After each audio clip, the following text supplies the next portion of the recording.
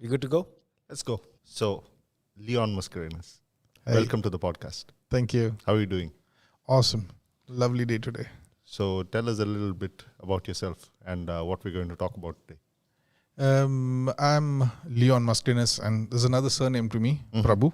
Okay. So I've got all the possible names to survive in the subcontinent. It depends on who's asking. Of course. So I'm either Leon, I'm either Mascarenas, or I'm Prabhu. I can be any one of the three.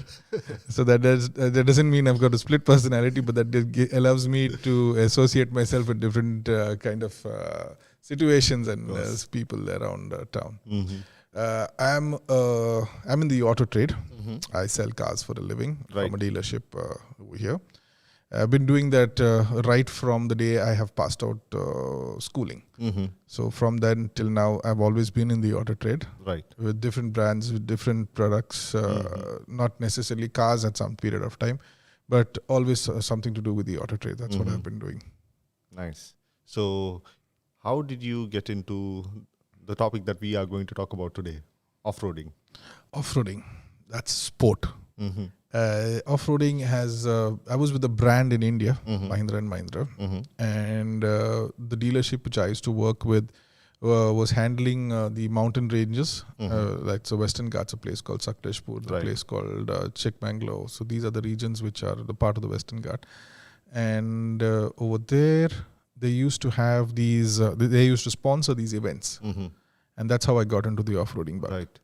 That's when Mahindra is also developing cars which were, Mahindra is known for being the foremost off-roader in the market. Mhm. And the cars which they were developing at that period were luxury cars for that Right. region.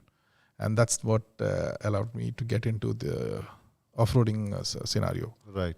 And then over there it was more of mountain climbing, slush. Mhm. That's during the rains. That was the fun part of it. River crossing. Wow. So these were the kind of things which, when once you got bitten by the bug, then there was no going back from There's there. no looking back from there. No. I can relate. So I feel one is driving is one thing which is more of a mind calmer, as I would say, and another thing is riding.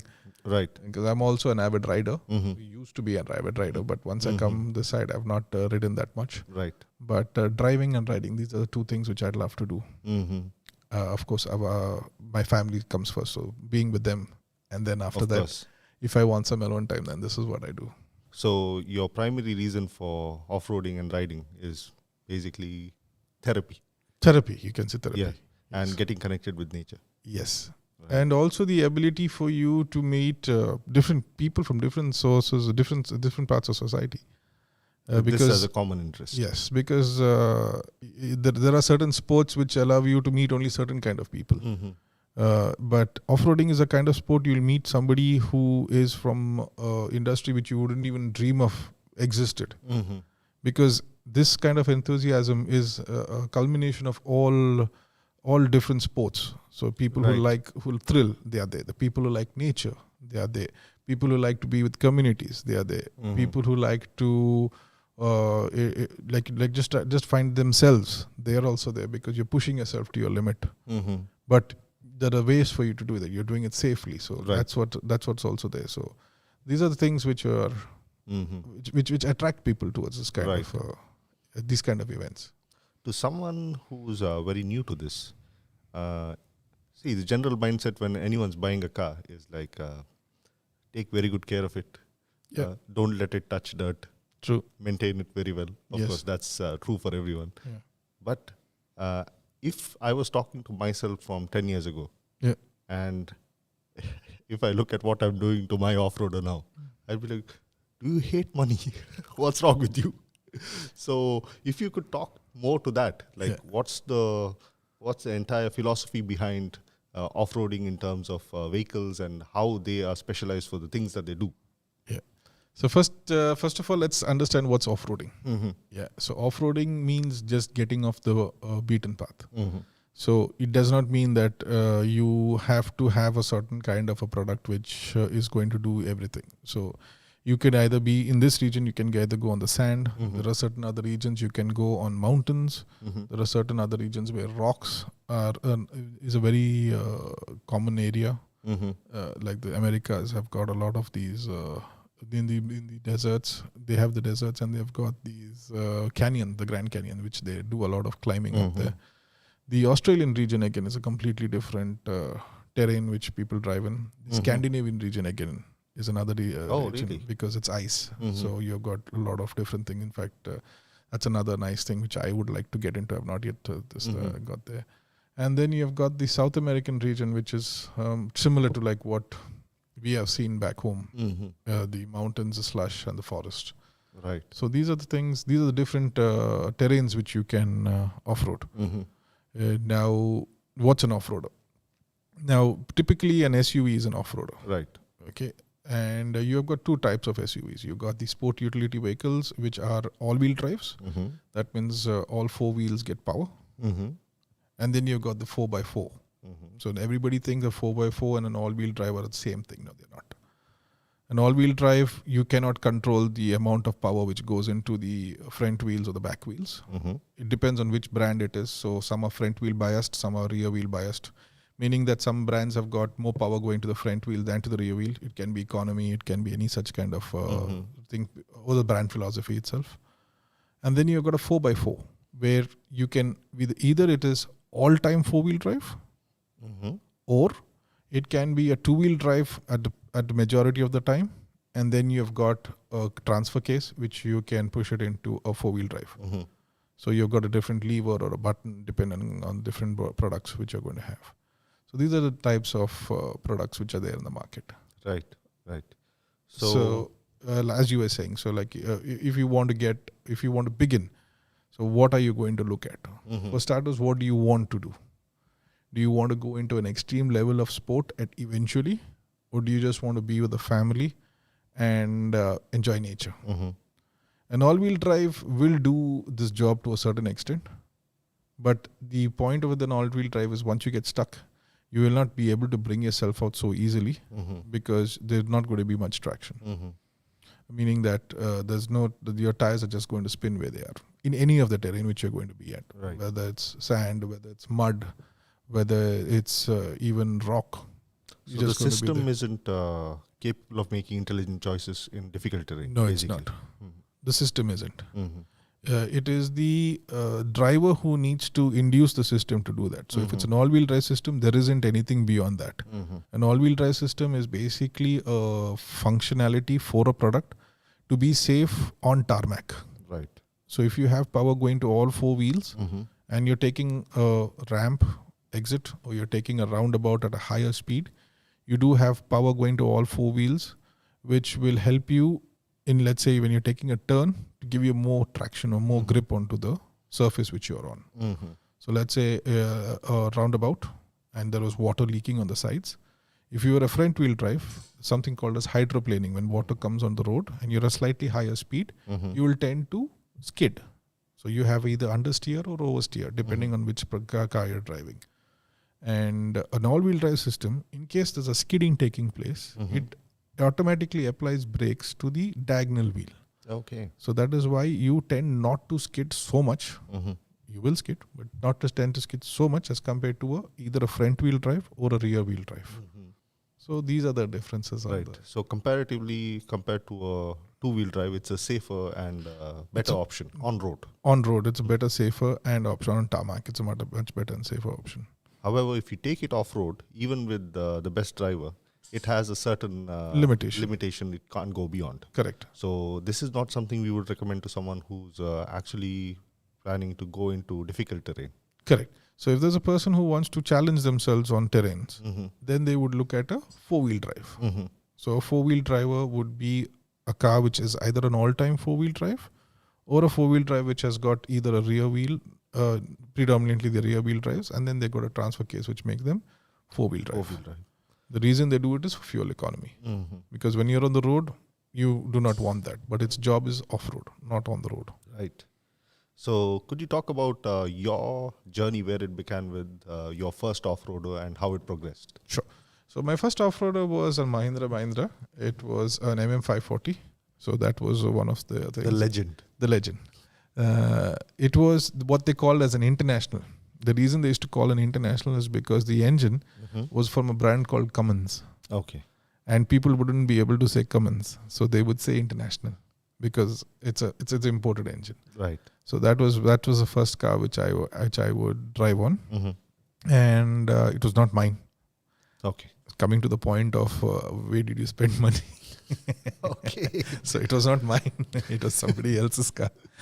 And once I got into that particular bug, because luckily for the industry which I was in, I actually didn't need to have a car over there. I would always get a car. And this enabled me to try different kind of cars out there. And so I was always in Mahindras. I did not go into any other cars in this thing. But there are good products in India.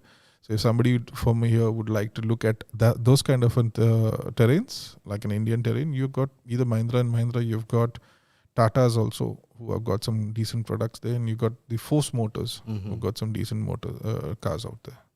Especially the Gurkha and they have got different variants. Three variants they've got. Isuzu's getting into the market as well. Isuzu was there as well. But you have Isuzu, you got Ford. I think so Ford's now left India, if I'm not mistaken. Oh, okay. So you've got that. Then you do have the Suzuki brands, where the Gypsy, yeah. They're thinking about the Jimny, I think, for India. It's called the Jimny over here. But then again, there's slightly difference in chassis. Yeah. But I think it's a similar platform. If I'm not mistaken, they are planning about releasing the 5-door version of the Jimny in India. I hear so. Yeah. But then even today, you can still order a Gypsy. Oh, really? It's on a custom order. You can still order a Gypsy is what I just checked up. I was considering an off-roader for India because I have a really tiny car back home because as an expat, I visit maybe a month in a year maximum. And I don't have never had that kind of a need before I got into off-roading. I have a Maruti Alto, and that gets around quite. You need that kind of a car to move around in especially smaller towns. Yeah. Because of traffic congestion and parking. Yeah. And the ability for it to squeeze like a motorcycle. Yeah, of course. It's amazing on several levels. It gets you almost everywhere where you want to go. It's surprisingly light. And unless you challenge it, really challenge it with difficult terrain, it basically goes almost everywhere where I need to go. But the challenge with that is since it's a smaller platform, the moment you hit the highways in India, if you're traveling at higher speeds and there's a pothole, then you're in trouble. Yeah, that's true. So more than off-roading, I think I'm considering an off-roader for the roads in India. That does make sense. So this is where I wanted to ask you. So I'm looking for off-roader that I can use part-time, as in part of the year in Mangalore. And I'm looking for something that is sturdy, something that I can really push to the limits. But I'm not looking to spend, say, 20-30 lakhs on a vehicle. So what would be my options from you could say, even from the vintage vehicles?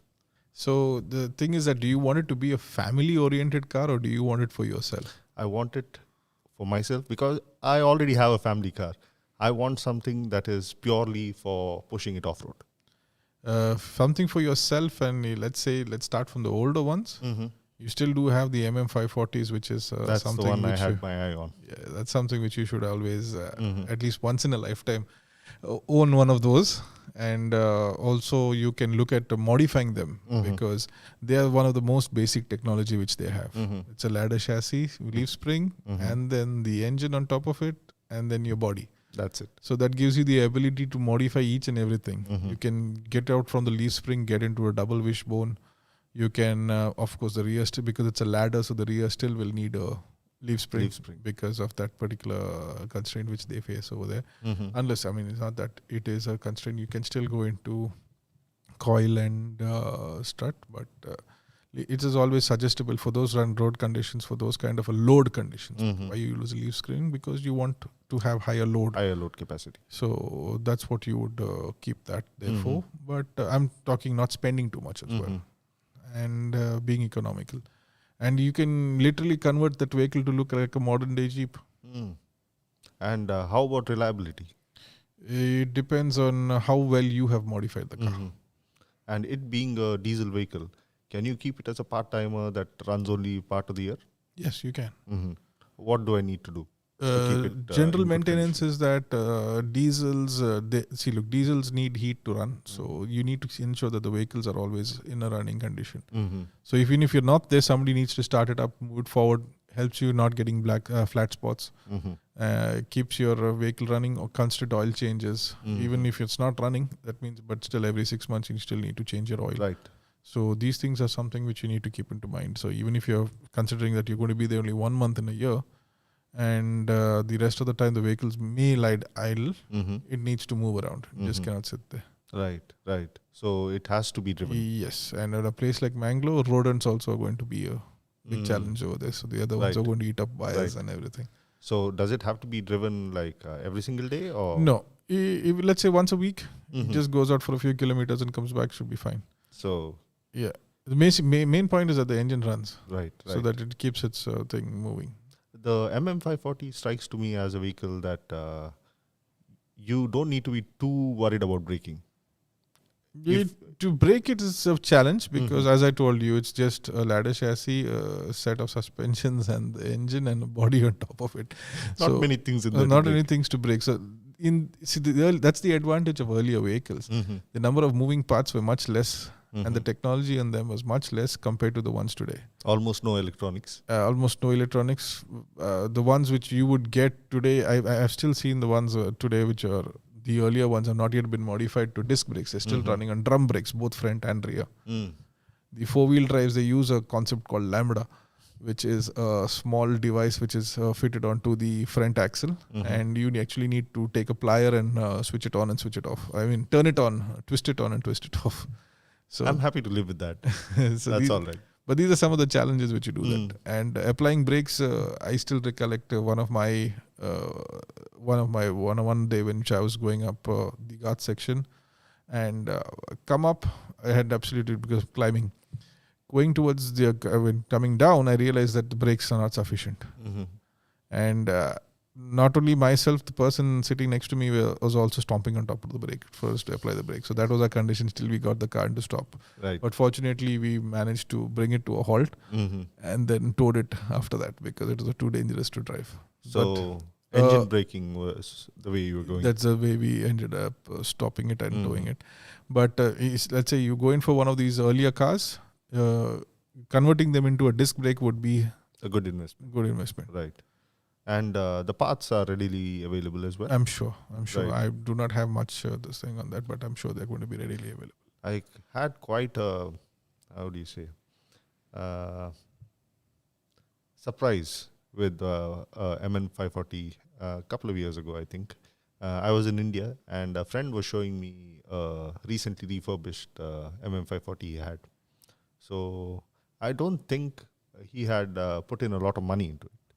It was done up well. It was refurbished to pristine condition. The car's suspension had been upgraded. It had a snorkel. It had all the off-road bells and whistles. And we took a little drive. And this was my first time in a MM540. And he was telling me, look, there's a play in the steering. You have to basically live with this. This is not a modern car. It had a sticker saying there's no airbags. We die like men. And what surprised me, number one, out here at work, I work with Land Cruisers and Jeep Wrangler Rubicons all the time. That car was smoother than the Jeep I drive here. And that car is old as me. It's a 1986 model. And I was like, not bad. If I don't need to break my present car, my bank or my present car doing things that I do. Exactly. I could get one of these really cheap. Yeah. And you won't have you don't feel that fear factor of let's say I am modifying it and something is going to go wrong. No? Yeah. That's an advantage because you can't go wrong with many things on an MM540 because it's so low tech and in a good way, very low tech. Yeah. You have very less risk of breaking something and having a huge bill at the end of the month. Yeah. And since I didn't know much at the time about Mahindra Jeeps and even now, it's the Mahindra and the Jeep. Mahindra and the Jeep. Sorry. Okay. about the MM540s and the other older models. My concern was, since I'm not in the country most of the year, is it something that I should be going for? But after speaking to you, maybe it will be, you'll enjoy it. Because it's good to have one off-roader that you can not bother about breaking anything on the car and go wherever you want. True. So that's one thing. And then if you're an enthusiast and you like to have the open air, you can even look at keeping the chassis of an MM540 and going in for a Willys kind of a body. Right. So that's completely open with the collapsible. Yeah, even if a 540 can collapse and you can get it open, but then what happens with the 540? Your bonnets are higher. With the Willys chassis, with the Willys body, you have a lower bonnet. So you can look into that sort of a concept as well. Right, it gives you much more visibility and gives you a better look. Right. Nothing to do with it just looks good, and it's an open thing, so you're much more. I'm talking visibility because I drive an FJ. Yeah, visibility is not my friend. Yeah, that's I know. Since you started with the FJ as well, yeah. And the 3 wipers in the front also are a bit confusing sometimes. And the upright windshield, that can be some trouble. Yes. I'd be really worried about driving the FJ, especially about the windshield in India, because anything that flies into it will break it. True. And also with limited visibility, the leap of faith is going to be a bit more challenging for you. Yeah. So, talk to me about the different vehicles that you owned and how you like them, basically. Okay. So I started off in this region. I started off with the FJ Cruiser. This was in 2013 is when I went in for the FJ Cruiser first. And then subsequently from there, I've upgraded myself to Jeep. Now, a person who likes an FJ will say... I'm going to try not to take offense to that. will never say that it's an upgrade. But the reason I'm saying that is because the stuff which you could do in a Jeep, I couldn't do that in FJ, and vice versa. But the comfort level in a FJ was much. There's no comparison between that and a Jeep. A Jeep, again, like a 540, it's just a box. Road banners of a brick. Yeah, but the ability, the capability of a short wheelbase like a Jeep, because I had the Wrangler Sport, so that was a 2-door. Something like this one over here. And now an FJ guy seeing this will say, okay, fine. He just went up the mountain and came back because it's open and he needs to cool down. But that's the fun part of it. And the second part of it is every week you had to go and get them. You needed some TLC every week. At least mine needed a TLC every week. And which you don't need to do with an FJ. Which you don't need to do with an FJ. And that gave me the ability to fix more things into the car. And now people will say, why you want to fix more things? That's the fun part of it. So each car comes with its own character. Comes with its own character. You learn to love. Exactly. You cannot put a finger to it as to this car is good or that car is good. They are all good in their own ways. The question is, what of those things which are good is suitable for you? Right. What is your application for the vehicle? Correct. Even let's say, for example, your application for the vehicle is the same. Let's say your end goal was the same, but you wanted comfort doing that. Or there would be another person, I wanted to do many more things than comfort when I'm doing those things. So that's what makes the difference over here. That's why it's either an FJ or Jeep. And why I stuck with the Jeep a longer time than the FJ is one, like you were talking about the visibility, that was one part of it. Second part of it was on the sand for me to do more things. With the Jeep, right, compared to an FJ. Not that the FJ was one amazing product, but I felt for me as a driver, I was doing more things with the Jeep than the FJ. Probably the fear factor of not being able to see outside. And bigger thing with the Jeep was I could open the entire car on the top, including the glasses and the doors and everything. So the modification capability on the Jeep was much higher than that of an FJ. So probably that's what attracted me to the Jeep than the FJ. But now I'm back into the similar Toyota family. After getting married, of course, the bug did not go away. So I got myself a Prado. Helps the family as well, and helps me to keep doing what I like to do. That's a very good you could say compromise. Yeah. That's the best word I feel. Yeah. It's a very good off-roader, Yes. very very capable, True. but also a family vehicle. It is a family vehicle. You Yeah. can't say that so much about the FJ. No, you Yeah. cannot. There are some with, disadvantages. Yeah, especially with the suicide doors, and Yeah. you have a toddler with you, you cannot manage that. Yeah, that's a task by itself. Forget having a toddler with you. Getting out of the car when you're parked next to two other cars, Yes. that itself is a challenge, Yes. because it'll increase your problem solving abilities.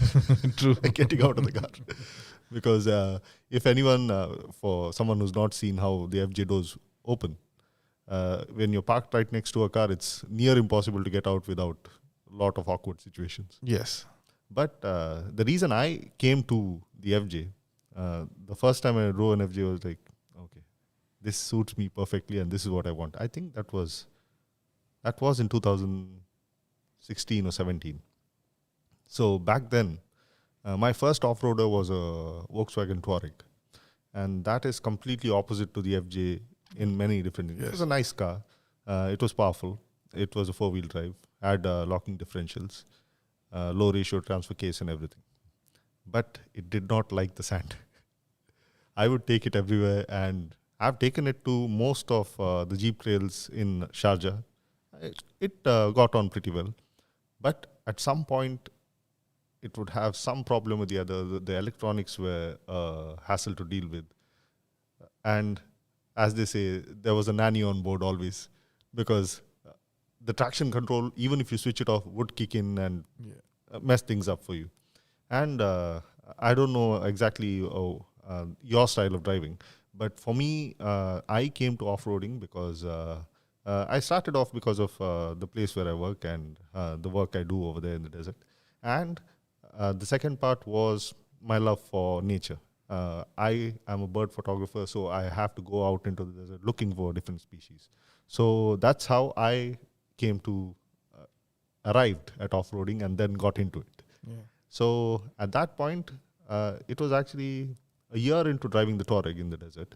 A friend of mine calls me and says, why don't you take a few pictures of me on a horse? He's a horse trainer. So I was like, okay, let's go. And he had an FJ at the time. So he says, drive my car. You don't need to deflate yours. You can just come back and take off. I said, okay. His car was already deflated and start driving. First thing I noticed was how light the vehicle was. And at this time, I have been working with Land Cruisers and Jeeps for a couple of years. And I have driven them in the desert. And it was so much different compared to the other cars that it was very much to my liking. I understand. So first thing I noticed, I don't exactly remember how much he had deflated the car, because first thing I noticed, he was on a horse and he was like, let's go to X location, and I was following him. The car followed the horse wherever the horse went. And that was the most shocking thing for me, because it was doing it without any effort. Yeah, and as history says, the horses show the way, and this did a good job for you. And this, I think it's a combination of considerably lightweight body with a powerful engine of a 4-liter engine, which basically made getting across the dunes quite effortless. Sure. And even though I like the Jeep, certain things that the Jeep can do, the FJ would struggle at. I've done certain things in the Jeep that I don't do on my FJ. Personal preference, I don't like revving my car too much. So I am one of those who gets from A to B in a very, very calm and steady, just as much throttle as needed sort of approach.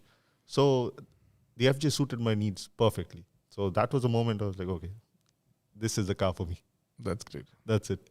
And then about a couple of years ago, I bought an FJ, and I haven't looked back since. That's awesome. Few concerns here and there, but first of all, I bought one from the used market. So it is yellow. But that's what you need to have, these colors in one of those kind of a product. I spent 10 minutes explaining to my wife before I said it's yellow. Spent 10 minutes saying, look, it's in very good condition, low mileage, this, that. She's like, get to the butt. What is it? So it's yellow. Don't bring it home. But now, I like to experience different vehicles, so I keep changing vehicles every few years. Okay. So now, when I'm at a point where I'm like, okay, maybe we should get something with 5 doors. I was looking at a Nissan Patrol. Maybe I'll get one of those. Now my wife is like, No. keep it. And I asked her as well, like, what about we repaint the car? Maybe some other color. No. Is it going to get less uglier? No. I like the way you say it's going to be less uglier. No, I embrace it completely. It's been called a washing machine. Yeah. That's the running joke out here. Yeah. They call FJs washing machines. Yeah. It's a Jeep thing. So you know about the Jeep things, yeah? Only difference is this one didn't wobble. So yeah, you have solutions for that as well. right. So at one point Yeah. I was like, okay, it's quirky. It's going to look like a old school lunchbox anyway. Yeah. That's how it's shaped. So Yeah. I learned to live with the color. That's good. So that brings you back to the point, like you were talking about, how do you get into off-roading? Mm-hmm. So, like you said, I've gone through different types of products. You do have different types of products. So, a person who would like to start, so they can look at these kind of things. So like you can either look at a used car and you go in for a low-level expense. Jeep is one thing. Your FJ is also, but then they're slightly on the higher side. Mm-hmm. You do have Nissan products, but then the disadvantage with the Nissans or Jeeps is that they tend to heat up because they're not designed exactly for this particular Part of the world, yeah.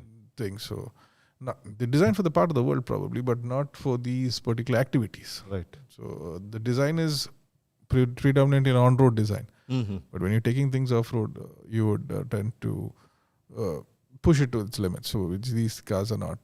Mm-hmm. So you'd look at some kind of, so if you want something with a 4-door, you do have the Unlimited on the Jeep, or you do have many other Toyota products, even a Fortuner is good. And, Right. So you've got quite a few products for the family, which you can start off and you can go. Mm-hmm. And during your discussion, you were talking about deflating. Mm-hmm. So why to deflate is what I wanted to talk Right. about. So you do have many people who had bought a off-roader, Mm-hmm. go into the sand, and then get bogged down. So the reason for that is because they don't have sufficient traction. Mm-hmm. So traction is the amount of tire Mm-hmm. on the road.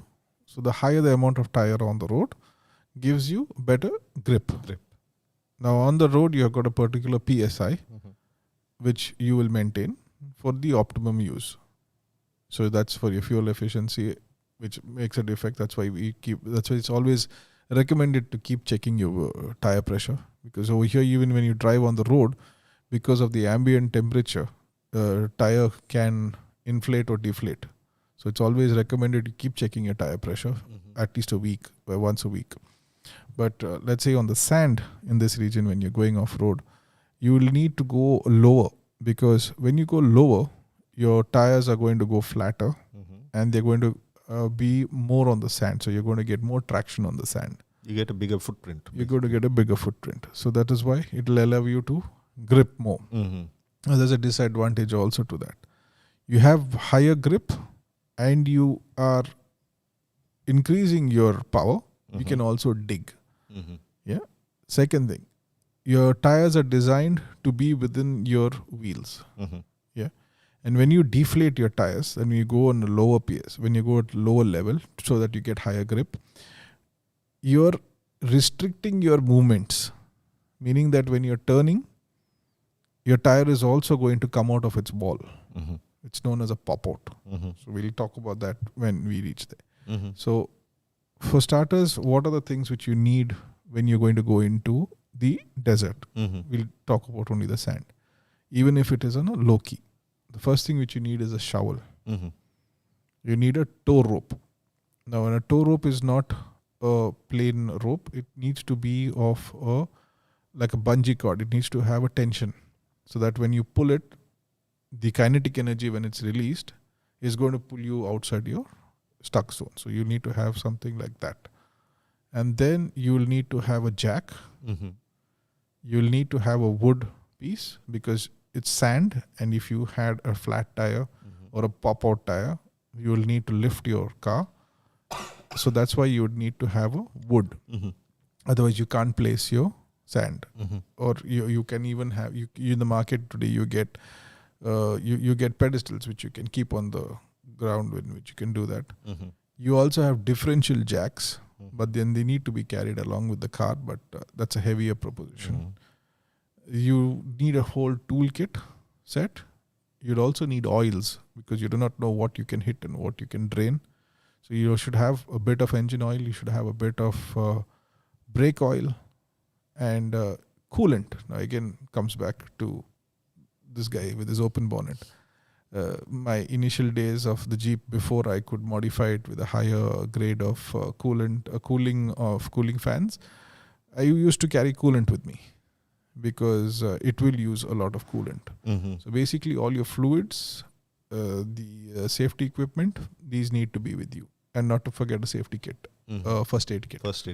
That's also something which can come in handy because a first aid kit will not only in case of a serious thing, even when you are changing your tire, you can cut your finger. If anything, you need a first aid kit for that. So that's also a part of your of your safety. So these things need to be with you in your car. And if you're going off the road, a flag is a must. The reason for the flag is that if you're going down a dune, the person who's on the top can see that you're there. Otherwise, nobody will know you're down. So that's the reason you need a flag. Right. And it should be of a sizable height so that it is visible. Right. So that's the thing. Normally, you'd look at a flag and you think it bounces around. That's why it looks nice. The reason for a flag is somebody knows that you're there. So an identification. So these are the basic items which you would have in your car. Even if you're going for a low level off-road. Let's say let's say an introduction level or a newbie level. These are the things which you should have. Right.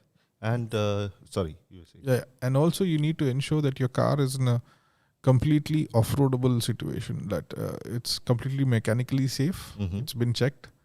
You have tow hitches both in the front and on the rear.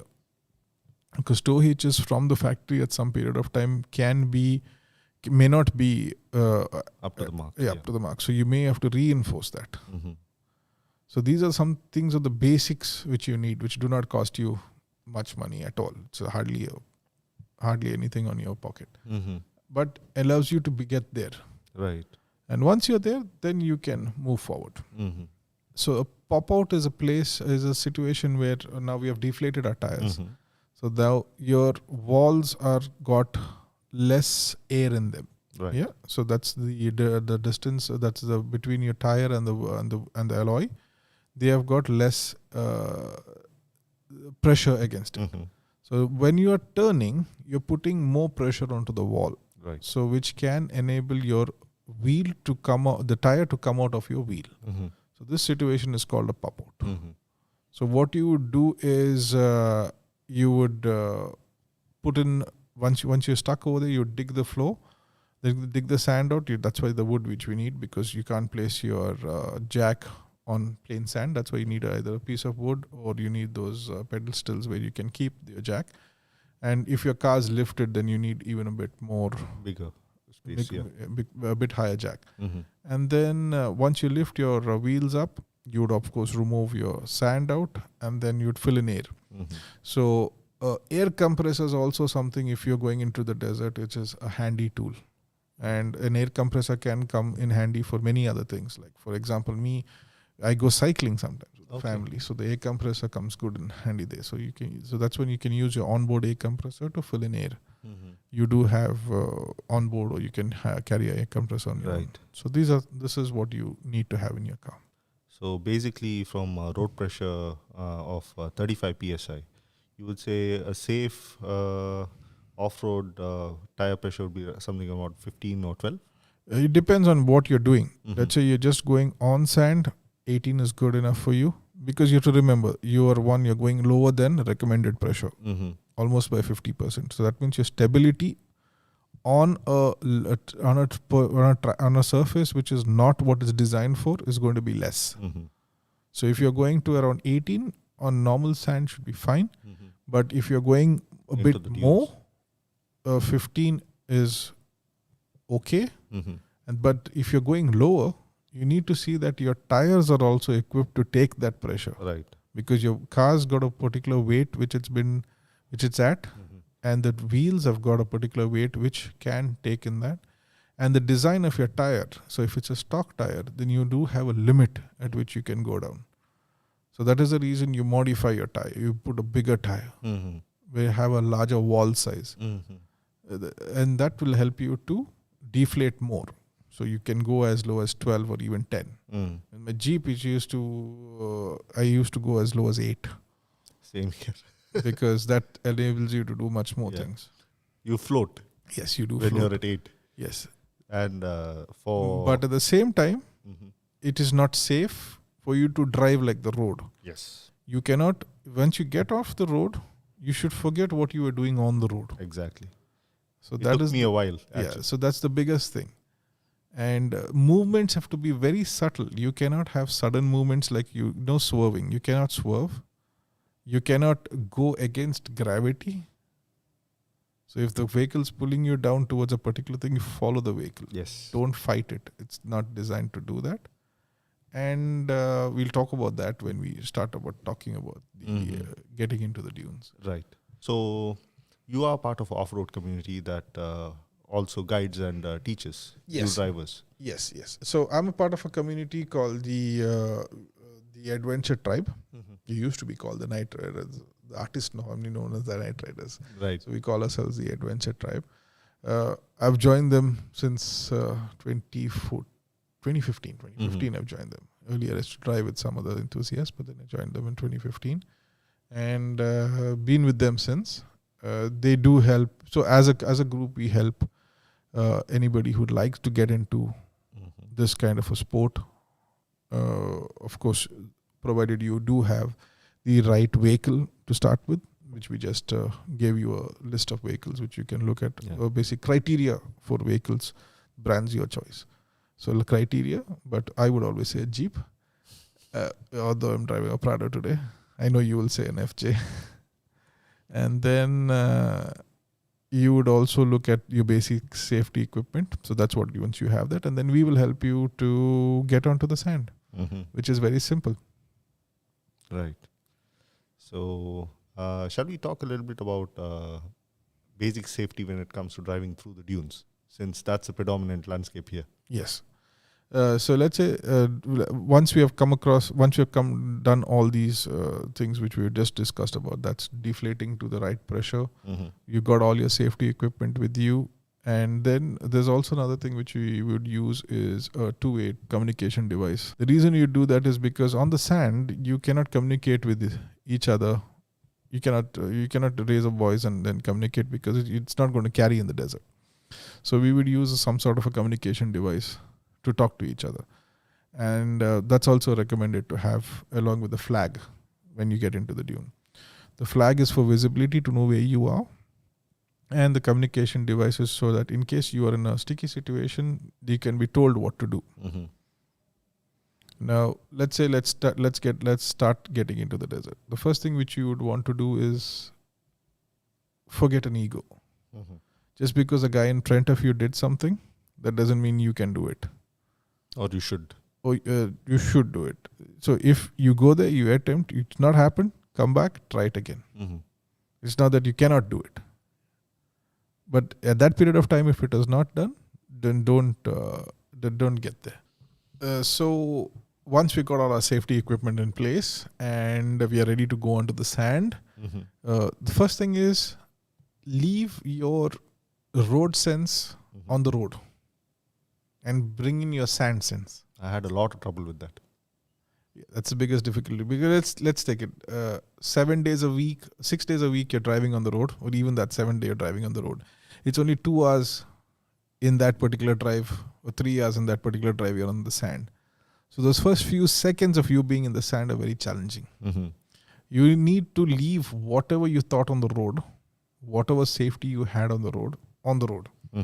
And your safety on the desert has to be what you had on the road plus another 100% more. That's your observation, your reaction, and your ability to come through a situation. So that's fear, because when you go up a dune, you cannot see what's on the other side. So you need to trust the person in front of you when you're starting off, and then subsequently when you're driving, you'll know what to do. So we'll talk about the entry level. Let's say the first day, I just got all my safety equipment, I deflated, I got my briefing from the group members, and I'm going on the sand. So the first thing I do is just leave what I have driven on the road, all my senses, I just leave it there and bring onto the sand sense. When you're on the sand, the first thing you're going to experience is no control. So first, that's one thing you will have to grow. So you should not you don't need to have a fear factor there. Just allow it to go. Second, a dune can be approached in multiple ways. So always, let's take, for example, this is a dune. So a dune begins from one side and ends on another side. On top of the dune, you get a crust. Right. So this is a crust over here. So a dune can be from here, end here, and I can pick up here and end here, and so on and so forth. So there are multiple ways of approaching a dune. The first way is, so let's start driving. The basic way is to get up here. So get up here and then back down there. So this is a top-down approach. So what are you looking at?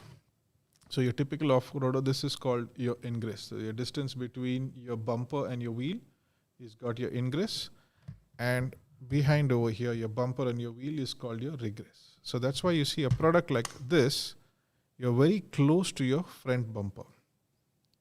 So you would also want, let's say, for more safety, remove this front portion over here so that your wheel has got more reach. So that when you're hitting something, your wheel reaches first. So there's also another thing which you can look at underneath over here is your transfer case. So you look to have a skid plate. So why a skid plate? So that in case you are hitting some object at a higher speed, you're not going to damage anything underneath there. So that's where we are at. So when this happens over here, you see this? You're going to hit this portion first. So skid plate is going to take that impact, and then your wheel, and then you come up over here, and then over here you need to remember not to throttle up. Just let go, and then it comes down over here. Because what happens is when you go up here and you stop off, you're going to belly, and then you can't move. So then either you have to be towed backwards, that's where your tow rope comes in handy, or you have to be towed frontwards, either one of the two. So this is your first approach. So you'd come up dune. Again, speed is not the challenge over here. You're not going fast. This is not for you to race. That's why road sense remains on the road and your sand sense begins over here. And this is not for you. This is not against that the person ahead of you did it and you are not able to. No, it's not an ego challenge. It's something which you will learn eventually. But the main thing is never fight that urge to do that. So let's say you hit over here, you come up here, come 3/4 over here, and then allow yourself to come back down. No throttle back down here. So this is your first approach. This is the basics of what you would learn to do on the dune. So what you're going to feel when you're on the sand for the first time? You're going to feel that softness. It's going to wobble a little bit. So you need to have that steering control. Left, right, very subtle movements so that you're keeping on going straight. Remember these words, left, right, because once you start driving, then left, right is good. You're going to hear that a lot. And then throttle control. You do not want to touch your brakes. You want to allow your engine to do its own braking, because once you're on a 4-wheel mode, your engine's going to have a more torquier feel to it. So that's another sensation which you need to get used to, because it's going to feel that you're being held back. Right. And you'll tend to throttle more. No. So what's actually happening is you're getting a low end torque in place at low gears, which is allowing you to move out of these situations. Mm-hmm. So this is where we would start off on the basic. Right. There's one part here where I had quite some trouble with. It took me a while. Yeah. Because, like I said, I'm one of those who goes from point A to B. I don't rev my car a lot. Yes. So that gave me a few challenges in the sense that there were some learning outcomes that I did not get from not Yes. going a little crazy with my car. So when it was on the side of a dune, when you're on a bigger dune, maybe say it's about 15 feet high, I always used to run into a little trouble when I'm on the side of the dune. For example, I'm going this way. If I'm going this way, The side sloping. yeah, side sloping, and if I lose momentum since I'm not revving too much, and I start sliding down, I would try to go back up, Fighting gravity. That should never happen. Never fight gravity. and I got stuck multiple times, and thankfully that's the worst that happened. Yeah. But you can topple your car over. Yeah, in extreme situations. But the key over here is being safe. That's why I said throttle control. Right. You want to see that you're at the right speed. You do not want to over rev it. At the same time, you do not want to do it less. You just need to be just right there. And that's why I said just because a guy in the front did it, that doesn't mean you need to do Right. it. Our listeners can probably learn from my mistakes because I probably did everything wrong, everything possible. That's what everybody has done. Right. Even me on my very first drive, the top down, that's the very first thing you'd like to top down. I thought that you need power to get there. And I actually flew off my vehicle from the dune. But luckily it was a very small thing. It hardly 2 or 3 feet. But it is an impact because you're talking about a 2-ton vehicle going up around 3 to 5 feet. It is an impact. Lot of force. It takes a lot of toll on your body. It takes a toll on your vehicle. It does a lot. Leave alone larger jumps, which you can do at a later stage. But this is what you should do. Always take it easy. Nice and easy, as it said. We got a colleague, one community member, one of the marshals. He always says nice and easy. So always be nice and easy. That's what helps you to be calm. No frustration. Just relax. Just get it done. Right. And practice makes perfect. Yeah. And no matter what, no matter how experienced you are, the desert can throw up some surprises. Anytime. That is something to be I've expected. driven with the best of the best and seen things which you cannot even dream that can happen. So that's why safety first. Right. Ego, not on the desert. And your desert sense, your sand sense is 100% more than what your road sense was. That is your looking forward, your vision, what you're going to do, and then your reaction time, and also your ability to get out of a situation. You should anticipate these things much more than what is on the road, because driving on the sand is completely different than what is driving on the road. Right. So you have to unlearn and relearn a lot of things. Yes. Any message you would like to leave our viewers and listeners with before we conclude? Off-roading is an enthusiastic sport.